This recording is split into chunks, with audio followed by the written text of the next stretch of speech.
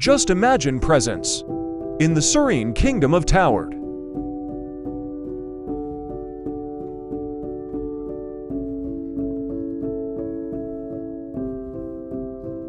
Queen Isabella, a benevolent ruler, had graced the throne since the tender age of 17. Her heart, as beautiful as her kingdom, sought goodness and justice for all.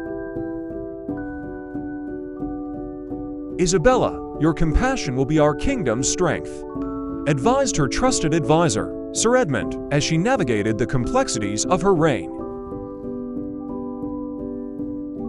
As fate would have it, she fell in love with a charismatic man named Lucius, a commoner with striking looks. "I've never seen a queen with such grace," remarked Lucius, his eyes betraying an ambition beyond his charming smile. Upon marrying the queen and becoming the king, Lucius's rule shifted the balance of Taured. Only the rich and powerful held significance, while the weak and poor were overlooked. "The kingdom needs strength, my queen, not charity," argued Lucius dismissively. "He's changing everything, and not for the better," whispered Sir Edmund to a concerned servant. Heartbreakingly, Queen Isabella could not bear a child of her own. "Our line needs an heir, Isabella. Think of the kingdom's future," urged her confidant, Lady Amelia. The king married Princess Eleanor from the neighboring kingdom of Eldoria, daughter of the formidable King Roland.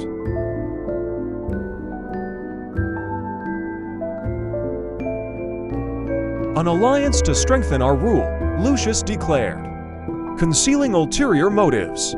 Eleanor and Lucius had a son named Sebastian. "My son will be the future king," declared Lucius proudly, as Eleanor eyed the throne with a calculating gaze. Queen Elizabeth had always loved Sebastian like her own son, and Sebastian had also loved her like a mother. 7 years later, Queen Elizabeth gave birth to a son, Adil. "He shall be the light to darkness, justice towards all, even to the enemies of his own," Queen Isabella proclaimed, holding Adil with maternal pride. However, the joy in the castle was marred by the deep-seated animosity of the king's second wife, Eleanor.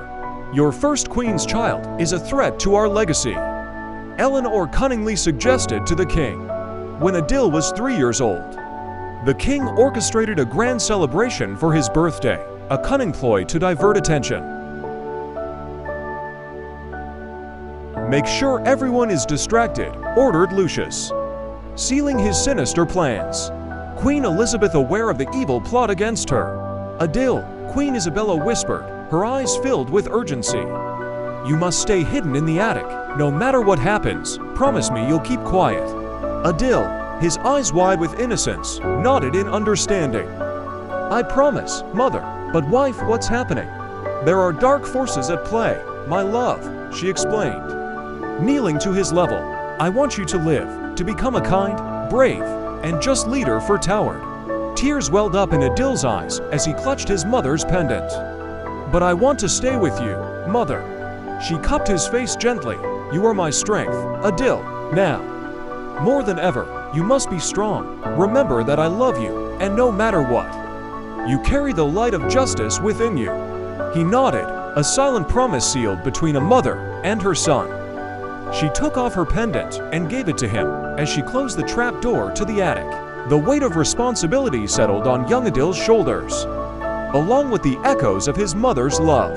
As the festivities echoed through the halls, Adil's mother confronted the king with a sword in hand. A tragic struggle ensued, witnessed by the tearful eyes of young Adil. In a heart-wrenching moment, the king betrayed his queen, plunging a sword into her heart. "Adil, my son, never leave the side of justice and the people who need it," whispered Queen Isabella in her final moments. The echoing cheers from the grand celebration resonated through the stone walls of the castle, drowning out the whispers of betrayal that lingered in the air.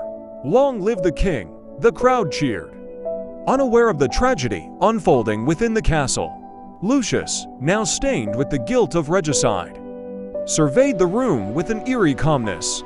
"Our secret dies with her," he coldly stated, meeting Eleanor's approving gaze. The king's second wife, Eleanor, observed the tragic scene with a twisted satisfaction. Our path to power is clear. Sebastian will ascend without hindrance, she remarked, her eyes fixed on the throne, watching both of them laughing at the lifeless body of his mother. Adil, hidden in the shadows, clenched his fists, silently vowing justice. I knew she was a fool to challenge you, my king, sneered Eleanor, a wicked smile playing on her lips. Isabella was a fool, spending the kingdom's treasure on to the poor and weak behind my back. Now, our rule will be unchallenged, Lucius responded, his voice devoid of remorse. Meanwhile, hidden in the darkness above, Adil clutched his mother's pendant, a silent witness to the heartless exchange below. Eleanor continued, the boy must be dealt with. He still poses a danger to Sebastian. I'll make sure he disappears, just like his precious mother. Lucius, swayed by the poison Eleanor injected into his mind, nodded in agreement. Do it discreetly, without raising suspicions. We can't afford any obstacles on our path to power, he instructed. As they plotted, Adil's tears fell silently, his small fingers gripping the pendant tighter. I will survive and bring justice, he vowed silently, preparing for the trials that lay ahead. To be continued.